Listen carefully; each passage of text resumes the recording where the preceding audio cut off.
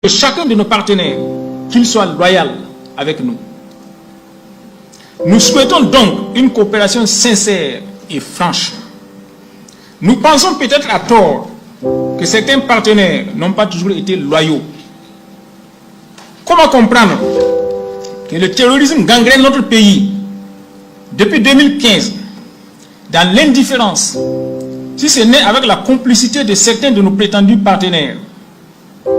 Où trouvent-ils les armes, les munitions, le carburant, l'argent qu'ils ont à profusion? Comment des pays qui ont le contrôle de l'espace, avec des moyens modernes de détection, ne peuvent-ils pas, s'ils sont nos vrais amis, nous donner les renseignements nécessaires sur les agissements et les mouvements de ces terroristes?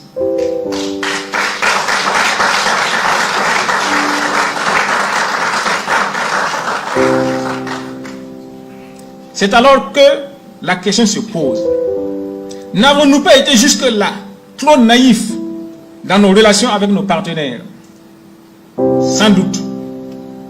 Une introspection s'impose. Nous essayerons autant que possible de diversifier nos relations de partenariat jusqu'à trouver la bonne formule pour les intérêts du Burkina Faso.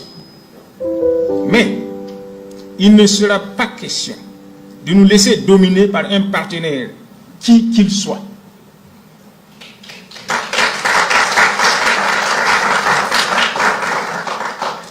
Dans la lutte contre le terrorisme, il revient aux Burkinabés et à eux seuls de défendre leur patrie en danger, avec bien sûr le soutien bienveillant de tous ceux qui voudront nous accompagner.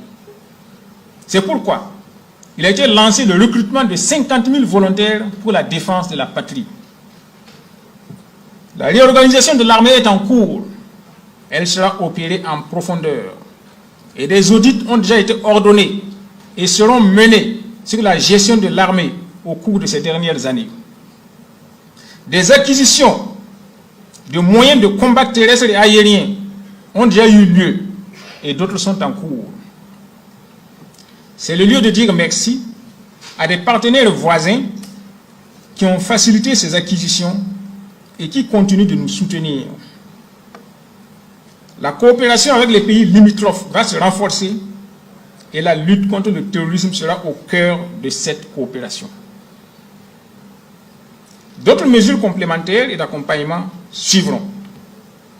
Nous restons convaincus que les Burkinabés sont en mesure de défendre leur pays pour peu qu'ils aient l'encadrement et les moyens nécessaires. La situation actuelle révèle la fragilité de nos États pris isolément. Nous sommes donc convaincus qu'il nous faut encore et toujours oser inventer l'avenir. Certains de nos prédécesseurs, comme Kwame Nkrumah notamment, ont souhaité la mise en place des États-Unis d'Afrique. D'autres, comme Léopold Sédar Senghor, ont voulu commencer par un regroupement des anciens pays de l'Afrique occidentale française. Cela a donné naissance à l'éphémère Fédération du Mali.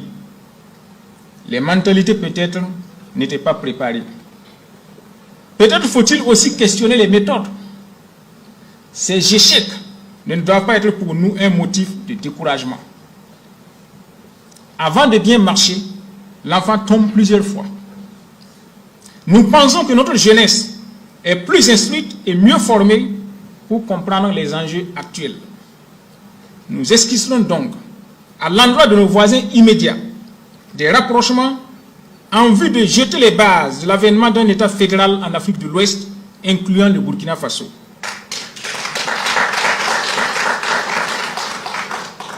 Nous ne sommes pas sûrs de réussir. Nous aurons au moins essayé. Osons inventer l'avenir. Excellences, Mesdames et Messieurs les députés, les chantiers sont immenses et urgents. Ce que le temps de la transition ne nous aura pas permis de réaliser, nous osons croire que l'équipe qui viendra après s'inscrira dans la même dynamique pour parachever la construction du Burkina Faso nouveau. Mettre fin au terrorisme au Burkina Faso, recouvrer l'intégrité territoriale du Burkina Faso, améliorer la qualité de vie des Burkinabés, refonder la société burkinabé, redonner la fierté et la dignité aux Burkinabés est un combat pour lequel le président Ibrahim Traoré, en tout premier lieu, et moi-même sommes engagés pour la victoire ou la mort.